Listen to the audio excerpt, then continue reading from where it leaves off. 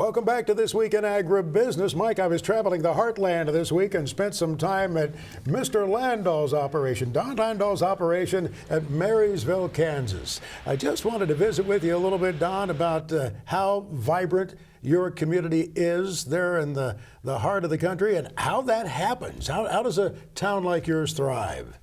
Well, we got an interesting background. When the settlers were going west in the mid-1800s, they got to the river which we crossed yesterday, and they had no means of crossing that river. So a guy by the name of Frank Marshall built a raft and to go across the river, and people were willing to pay him to cross the river. Even the U.S. Army, he ended up contracting with to take him across that river, and small in your estimation, but it was big. And so he was decided to start a community there. So his wife Mary, so he took his wife Mary and added village, and that's where the Marysville come from. And of course, there was many Germans crossing back at that time, and a lot of the settlers, including my background, they settled in Ohio first, and then went on to go west, get rich, following ministers and things of that nature.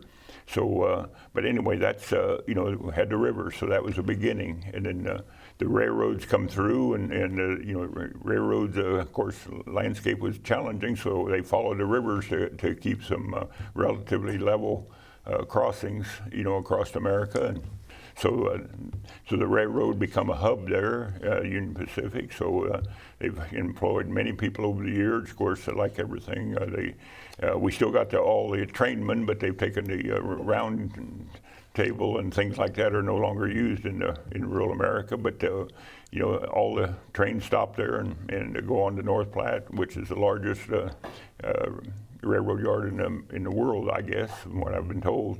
But anyway, of course, with the railroad, they had the stockyards, and they had to stop. And before we hauled all this frozen meat, they'd live cattle, they had to stop and feed them. So we ended up with the largest stockyard west of Mississippi. Oh my goodness! One thing I noticed as you gave us the tour of your plant, you have a lot of talented people who come to work there. How do you draw good employees into a community as small as Marysville, Kansas? Well, we work hard at it. We've built a strong foundation. We've been in business since I entered the welding shop 56 years now. So a long time. So we build on that foundation, and it's. I got to always stop and think, taking what you already know to figure out what you don't know. With the railroad, there's been labor challenges over the years, so that's something you definitely want to stay ahead of, and so that's worked well.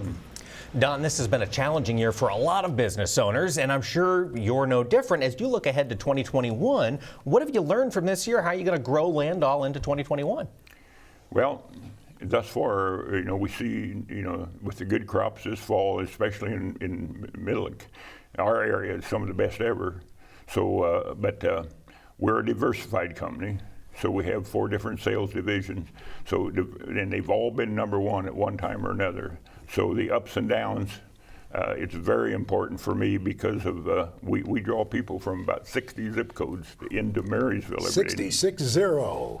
And so that was our number yesterday with 60. So, but when you're drawing people that far, if you let them go, they're gone. So it's very important diversification and have products that you can build year round. So that's. We'll share in a future week some additional views of your plant at the town of Marysville, but it was just a fascinating place for us to visit this week, and we appreciated the time and wanted to share it with folks who watch This Week in Agribusiness. Thank you, Don. Good to talk to you. Okay, thank you guys. Don Landoll, chairman of Landoll Corporation, Marysville, Kansas.